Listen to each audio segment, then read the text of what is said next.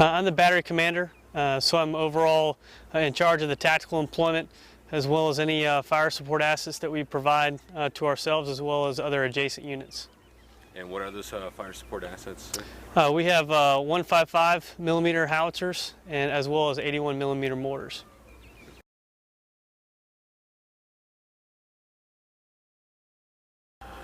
Basically, the importance of Operation Eastern Storm is being able to connect Route 611 from Sangin to Kajaki. For about the past 6 years, Kajaki has been completely isolated from the rest of Helmand.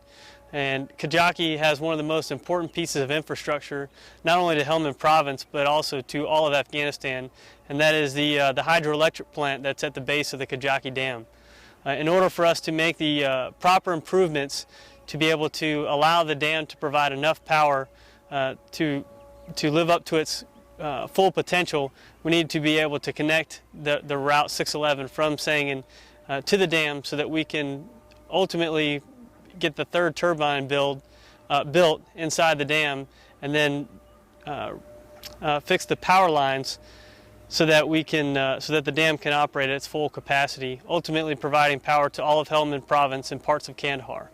So getting that route open, providing that security is what's going to make sure that third turbine can get in there. Exactly. Okay.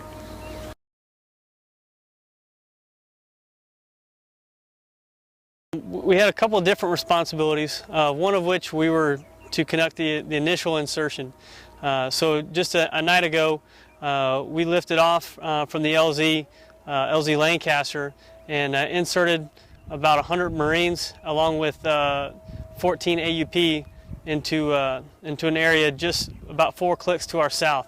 And by inserting, we were trying to draw the attention from the main effort of 1-6. So we inserted at night, and as the sun came up, we moved into our overwatch positions. We established a patrol base, and then we essentially set up a blocking position across about 1,000 meters of farmland and set up checkpoints on the 2 routes that are coming into our area called Kajaki Olya.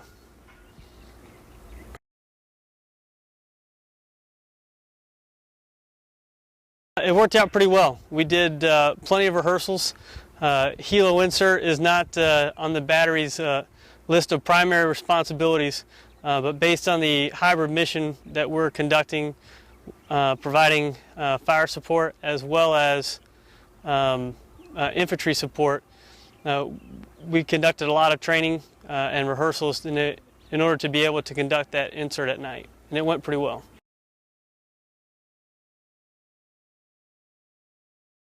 Well, ultimately, for the past 5 months, we've been working and doing a lot of infantry work, patrolling, interacting with the locals, and really that's been our primary responsibility. We have provided some fire support to ourselves as well as a couple other adjacent units, but nothing on a large scale. So we've been able to focus a lot on our basic infantry skills. And so that's what we used really to be able to conduct the helo insert.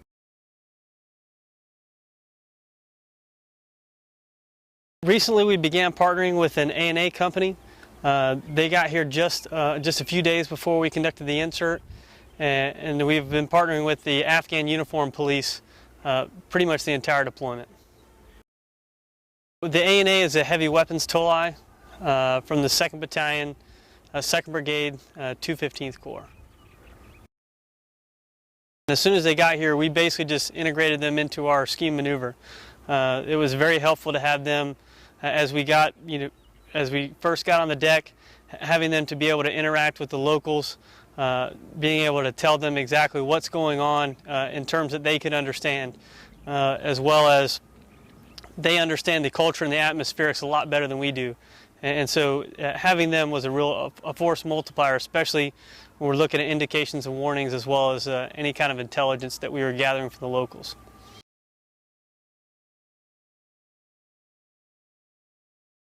Just after we did the initial insert, we've been seeing for the past couple of days a pretty heavy resistance from the Taliban or the insurgent forces. But really, after the initial insert, we were trying to think how I would phrase it. we were engaged at pretty close range, which is something we haven't seen in quite some time. Mostly what we've seen since we've been here is IEDs initiated ambushes from greater distances of 500 meters.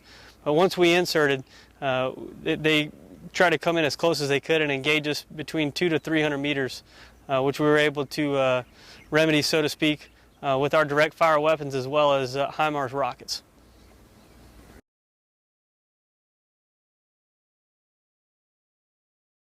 Initially, when we were in heavy contact, there really wasn't a lot of locals in the area, but it didn't take long after the first 2 days. They've really started to move up, and just today, actually, I was walking back from the patrol base and noticed a lot of things we hadn't seen before. Men, as well as their children, coming to the farms. They're all riding in on donkeys. They've been coming in on motorcycles, and for the first time, we've actually seen tractors with trailers coming into the fields to collect their the feed for their later on in the season. I think today was really the first time that we've seen signs of normalcy, or the beginning signs of normalcy, as people were coming through the checkpoint in numbers that we have not previously seen in the past 6 months. And why do you think that is? That you haven't seen that movement before. The reason why the road was heavily IED'd, or at least believed to be heavily IED'd before, and the Taliban had pretty much told everybody from Kajaki oil, which is about an area of about 5 kilometers from north to south, to leave their homes. They were going to use that area to engage the coalition forces, and it's pretty much been that way for the past 5 years.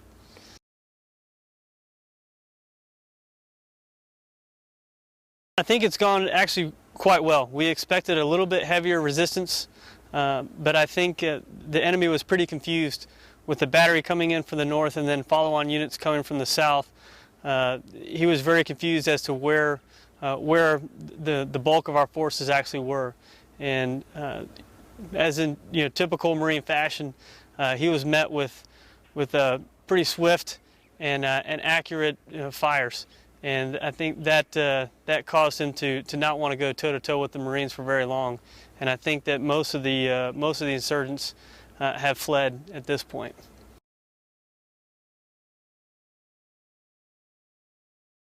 For the most part, what we'll be doing for the rest of the operation is trying to gain information from the locals as to the location of any kind of IED cache sites or any kind of weapons cache sites.